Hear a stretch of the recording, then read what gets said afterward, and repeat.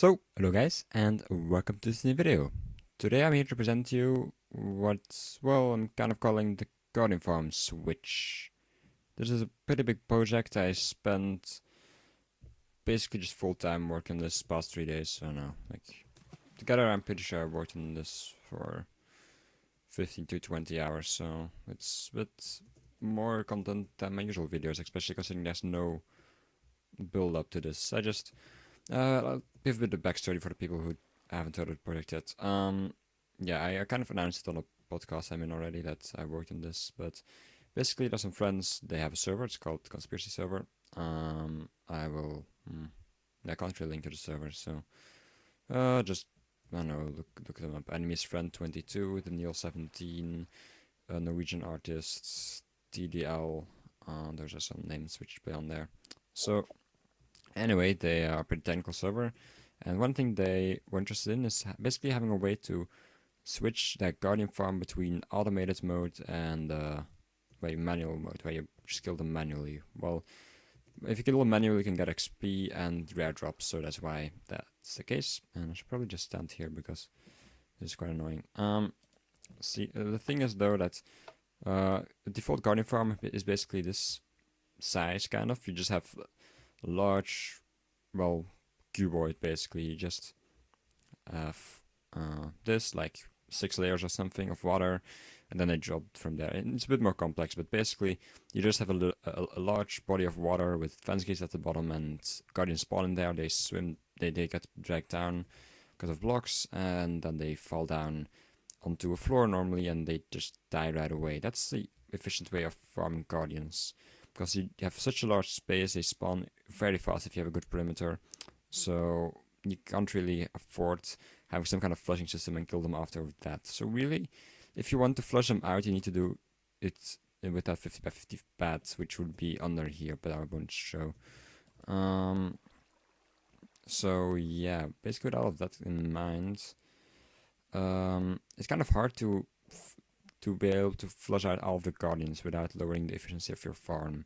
So basically, that was kind of the goal they had in mind, to build something. You know what? I'll link to Scicraft, because they actually, that was kind of their inspiration, I think. At least they considered doing what they did, which was basically they reserved a smaller space in the center, which was I think a little bit less efficient, but could be used. Where the guardians could be flushed out or something along those lines. So yeah. Anyway, I'll link to that in the description, I guess. The video they made about that. I know it's a long intro, but for this video, but yeah, there's a bit some background behind this. So basically, back in June, they contacted me. They were like, "Well, about can you find a way to do this? Because like it's probably gonna involve slimestone, and yeah, I've got a bit of experience with that because of Dave's one and such. So they thought, so let's contact me. Yay! So I got into the project, and we looked into a lot of different ways to handle it. Initially, we threw the method where you would use fence gates to open and close them away, because, well, there's something with fence gates. Let me quickly actually, do I have fence gate down here? I do. Okay, there's this thing with fence gates. Basically, you basically kind of say they're open, so they're closed, now they're open, so you can, but once you pull or push or whatever this away, you have a tiny problem, which is that the fence gate closes again. And basically because of this, we discarded the idea of using fence gates, which is, to be honest, kind of stupid. So 3 days ago, in like middle of the night, I was just like, hey, wait, we can actually do it like this, probably. Well, actually I wasn't sleeping. I rarely have those epiphanies while I just woke up. But anyway, I was just downstairs doing stuff. My memory rhythm is kind of off these days. Anyway, but the thing is kind of simple. You basically, you power the fence gates, and then you pull it away. And then you can do with the rest of the block whatever you want.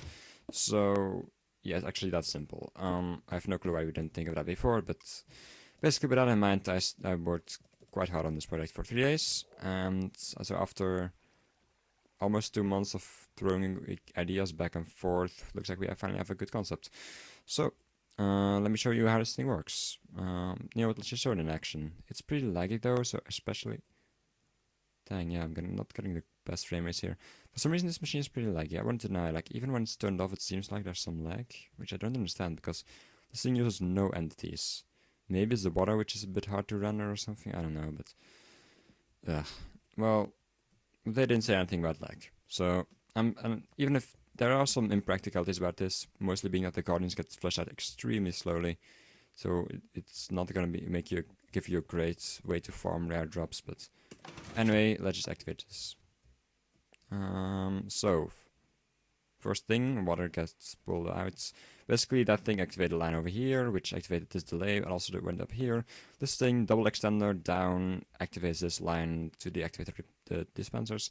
And now it's waiting for the water to go away. Once the water is away, around that time, this delay goes off. It sends both of these edges up, which were basically serving as walls to make sure the water doesn't flow down. And as this thing hit the top, it activated this large flying machine, which is going to fly by. And basically it's gonna... Yes, this is the laggy machine, really. You can tell by my frame rate. Oh my god, it's even worse when I'm recording. I'm just gonna load the tick speed for a bit, so first of all it will be a little bit less laggy. And secondly, I can show you what's going on. So, as you can tell, redstone blocks are being pushed in from the top. From the bottom we have basically a butted piston down there. You can kind of see it. Every time it gets pushed, it briefly goes up and down. It zero ticks these three pistons, which then grab defense gates and pull them back down. So that's all there is behind it. The design is basically 3 right alternated tileable, as in it's just 2 blocks in between every tile, every segment. So it's kind of 6 right tileable, you could say. But of course you can cut it off wherever you want it, really, or with a bit of effort at least. So let's put this back up to 20. Yeah, this is gonna be extremely laggy, and the frame rates are probably horrible. Sorry guys. Yeah, like I see right now I'm getting 6 FPS and such, which is quite horrible. But yeah, just wait for a bit and this thing will be over in a second.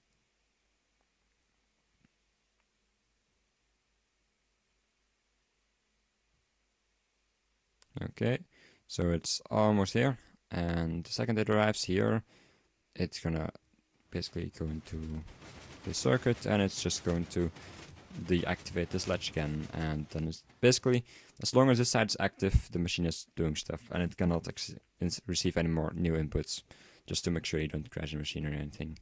This is kind of the control circuit. All the rest is that was the hard stuff. So yeah, let's show some interesting stuff about this machine. Well, actually, I should probably also show... Yeah, actually, let me show you how this flying machine... Well, let me show you some interesting stuff about it in a bit. Also, as you can tell, the time, it's kind of depends on how you count. Like, this thing is not tick precise. Delays are kind of rough. So let's just say both going to manual and automatic mode takes about 1.5 minutes, which is fairly fast if you consider the task at hand, which is this plane right here is a 62 by 62 plane of fence gates. So yeah. Anyway, something I want to show here is that this is not a normal engine, which I would normally use. Basically, this is a 5-cycle engine. In other words, it takes 15 game ticks for every block. You probably think, right, why would you do that? Like the normal engines, well, I don't know if you know, but the normal engines I usually use take 12 game ticks per block. So, actually, let me quickly show.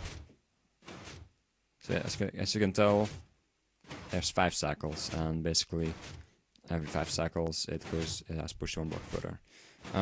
Basically, what we have right here is what I would usually call a butt engine. These 2 back things can serve as a butt engine, and then you have these 2 normal pistons which just push the other part of the engine forward.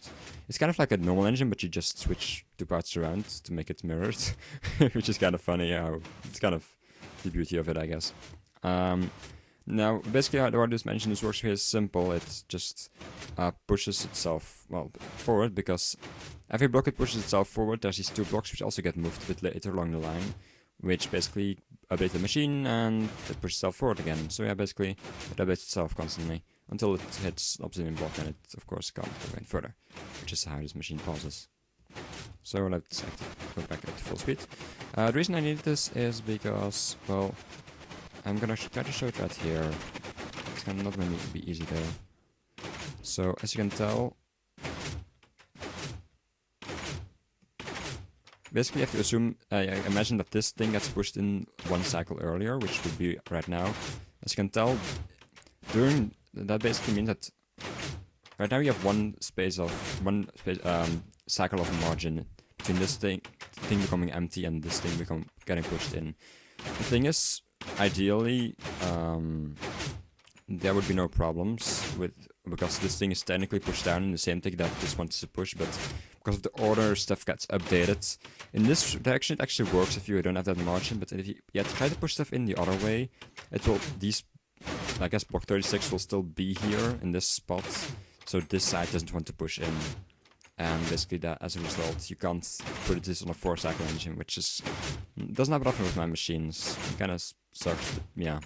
I tried to find a way around it, but this didn't seem to have much of a choice, so I went for this method. Actually, this is pretty loud, I have to say.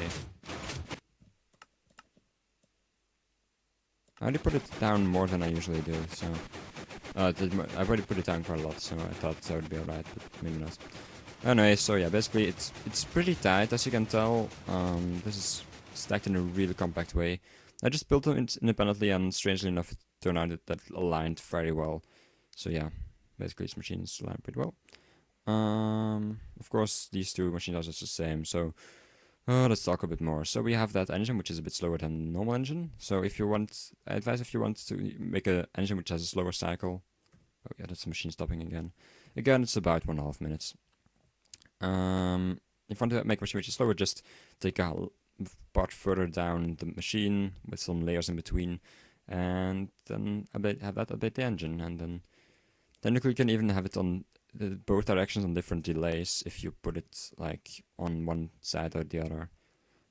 If you connect this to one side or the other. But I think that's most of that machine. So yeah, basically this machine works just push butt in, go up, go down, stick a piston down. And then I need some right timing to basically have the upper half be at the right in sync with the lower half, or rather, it kind of has to stay a bit ahead, I think. Oh well, actually a bit behind, whatever. There's a lot of delay to get to the top one, never mind. So that's that. So basically the pens gates get pulled down and closed, or they get pushed down, up and closed, and then or pulled down and opened. And then basically have this. The reason I use this strange connection right here instead of just a redstone wire is basically because this machine has to fly right across here. And yeah, this was just the easiest way for me to connect stuff, else I would have problems with this wall machine where I would have to put the signal through, and then I couldn't put this engine here as easily, which was a nice spot. So as a result, I just decided to go with a bit of a strange method of communication. So yeah, basically later on their slime blocks fly through here, so that's why I need that space. Of course, by the time that happens, this machine will have gone up. So yeah, about the wall machines, they're just a bit of vertical sandstone. It was a bit hard to get into. I had to build this yesterday, and it's been a long time since I did vertical sandstone. Yeah, about 2 months. So anyway, yeah, as you can tell, just normal vertical bidirectional engine, some expanders, and here you just have the stackable design, which goes one down every every 6 blocks. So that's that. Yeah, by the way, around the end here, you just have this tray where the guardians go into, and then they die. Like you basically, this design is not meant to be put in survival right away. It's more about this part. If you like this part and such, you just have to figure out what you want to do with the guardians on your own. This thing isn't that important either. Anything else to show? I don't think so, actually. Like, I spent a lot of time on this project, but it's like Snapstone is always a bit of messing around. Really, it's not always that much of interest to show, in my opinion. I'm kind of disappointed with the frame rates though of this thing. Yeah. Yeah, you have a lot of delays right here. I probably know how these comparator delays work. Basically, you put a high signal in, and you fill the entire, like you could say, storage up with that high signal. Then basically it will have 15 over here. It carries 15 all the way over here, then 15, and then 14. And basically that 15 signal won't stay here. So like it basically will become 14 after the source goes out. Then 14 going around until this percolator updates from 15 to 14, and then it basically just cycles around until thing reaches 0, this thing turns on and it activates everything and the world explodes or something. It's a bit late, I guess you haven't noticed. It's 50 minutes in, I haven't even shown the Guardians, so let's spawn some Guardians. Something someone noted, and I probably should address, is that players can fall through here with a bit of effort. Yeah, as you can tell, you have a fair bit of margin, as you can tell, so it's not that hard to go in between there. But the thing is that, from my experience, Guardians are 0.85 by 0.85 by 0.85. Or I'm not sure about the height, but I'm sure about the length and the width. So normally they shouldn't be able to fit in between here, so that's alright. So let's spawn some Guardians. As you can tell, the Guardians do swim sometimes. It's kind of random, it seems. Like I don't get their AI really. They just summon some more. So yeah, they do swim around. Like these guys, for example, they can stay in here for minutes if they want to. So it's not a great mechanism. I won't deny it, but I just worked on this for so long, and this basically works. It fits the job description, even though it's not extremely practical. I just think it's pretty cool, and it also looks cool in my opinion. So yeah, I mean, if you compare this to something like the IFS 1, I'm pretty sure which one is the most practical. So yeah. But yeah, we went through a lot of designs with this thing. Like, I can just show you. Well, over here we had to design where we would take the floor and have the pad designed differently, using dispensers to dispense water, have the lines, and then minecart chests run across to fill the dispensers with water, and then have upper minecarts below to get them out again. Here are the design where I would use a bot engine, but to make it go at a certain speed, I would use a clock to update it. Yeah, it's kind of risky though. I'm not gonna do it again. What else? Here's some tests I did with Guardians. This is some other stuff I tried to do with the wall here. First, I tried to do the walls in a horizontal way.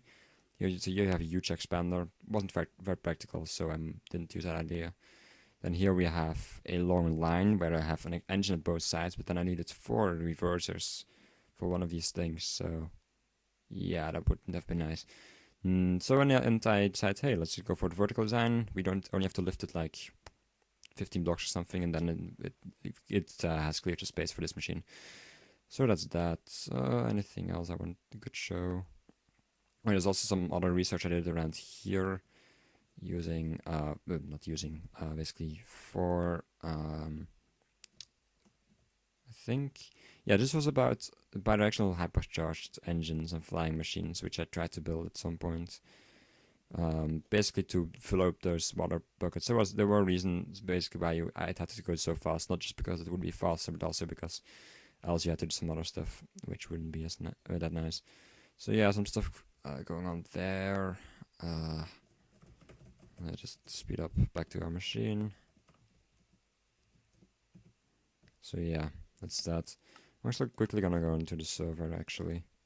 This is enemy's friend server where I did some of the initial work on the thing. So yeah, basically, here's it wasn't built by me. This was built by TDL.